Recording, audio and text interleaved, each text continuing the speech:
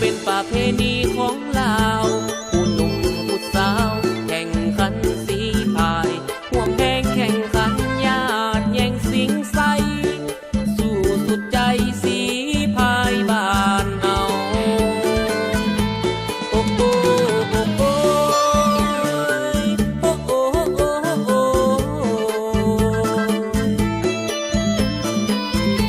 เพื่อมอนพระแก้วเพื่อยาวลำใหม่สุดแสนภูมิใจของสาวบ้านสิทาผู้เฒ่าผู้แก่สาวหนุ่มลูกหลานร่วมกันสืบสานประเพณีของลาว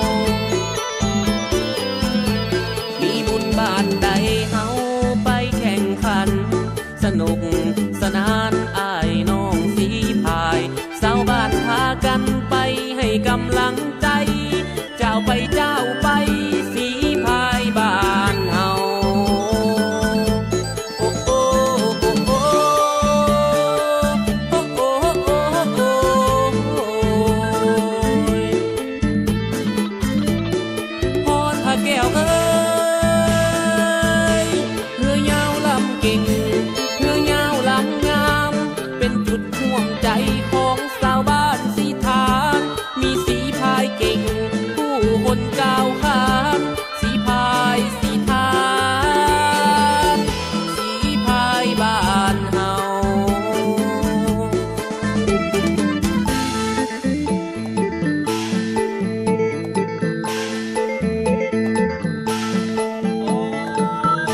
มาแล้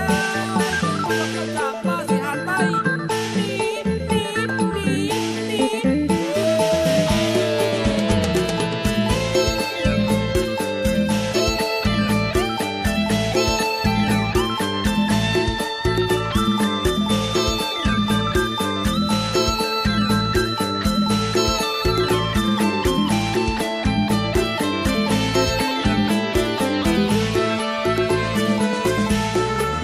บ้านใดเฮา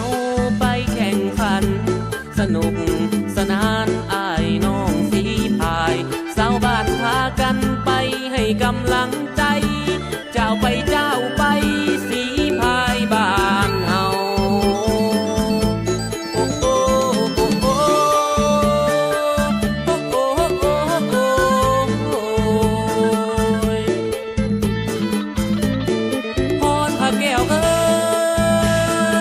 ยเรือยาวลำเก่งเรือยาวลำงามเป็นจุดห่วงใจของสาวบ้านสีทานมีสีพายเก่งผู้คนก้าวขานสีพายสีทานสีพายบ้านเฮา